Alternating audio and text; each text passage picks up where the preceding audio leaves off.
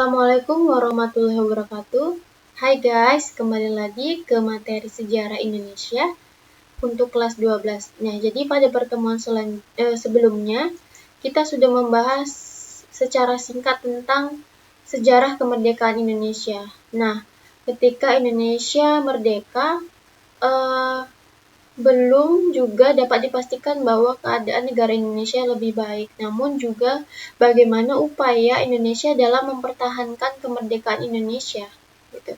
Jadi pada pertemuan kali ini kita akan membahas tentang mempertahankan kemerdekaan dari ancaman disintegrasi bangsa.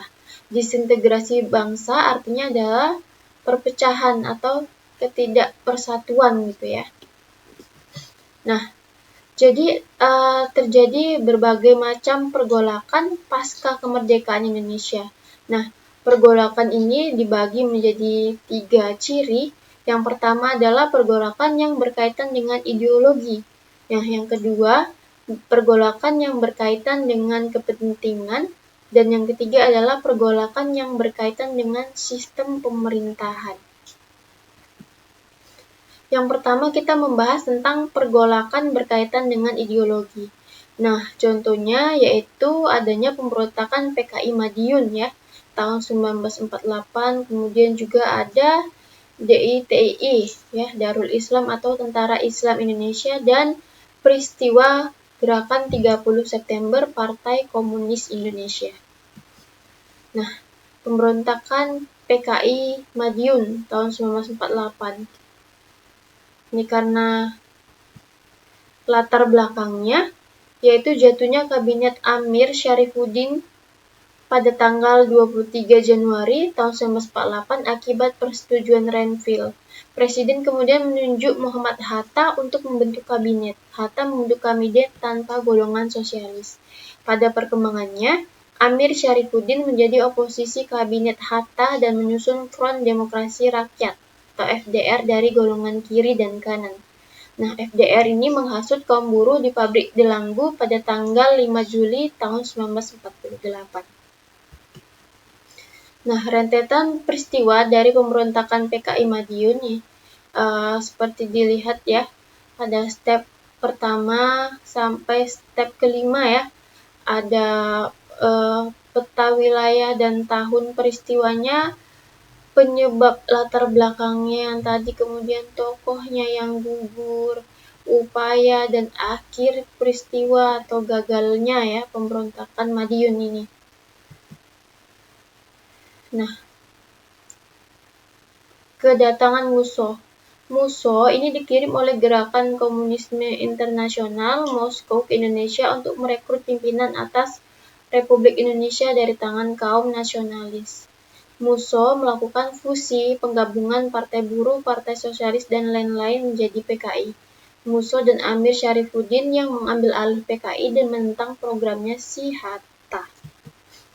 Ini ya, peta wilayahnya di Surakarta.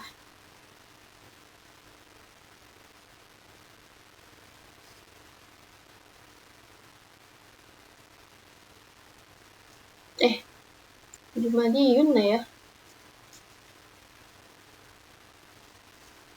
Kok di Surakarta? Di Madiun.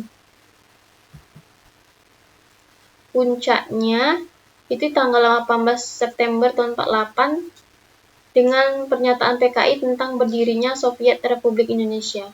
Aksi PKI ini dilakukan dengan menguasai seluruh Karesidenan Pati dan melakukan penculikan serta pembunuhan terhadap musuh politik. Pemberontakan PKI tahun 48 ini ditindak tegas oleh pemerintah dengan mengerahkan kekuatan TNI dan polisi untuk menumpas gerakan tersebut. Jadi pada tanggal 30 September tahun 48, Madiun berhasil direbut dan pada awal Desember tahun 48, operasi pemberontakan PKI 48 dinyatakan selesai.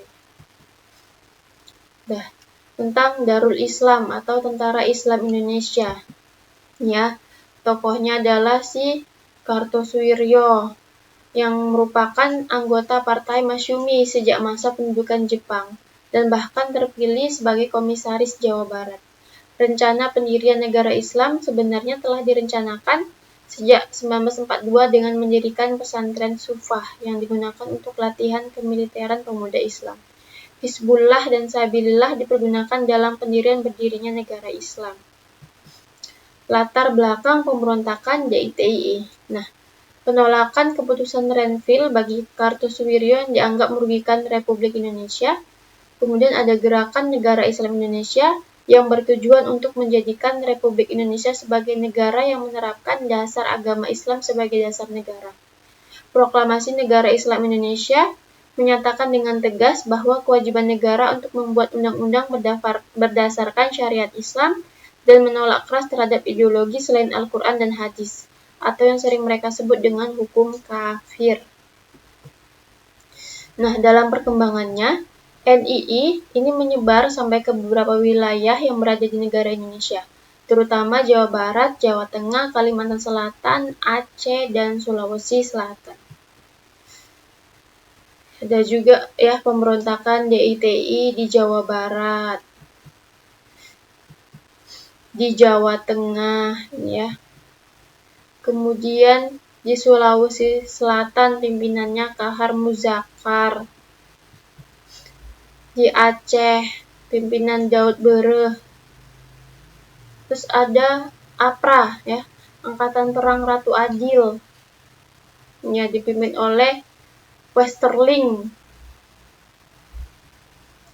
Kemudian ada juga pemberontakan Andi Aziz.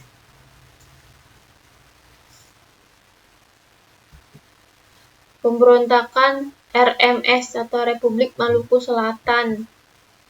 PRRI Permesta. Terus gerakan 30 September tahun 1945 yang penuh kontroversi sampai sekarang. Nah, oke. Dan ada peristiwa Triturah ya. Dan pengambil alihan kekuasaan dari Orde Lama ke Orde Baru, pimpinannya Soeharto. Ya, mungkin ini nanti bisa kalian baca-baca. Cukup sekian dulu materi pada pertemuan kali ini.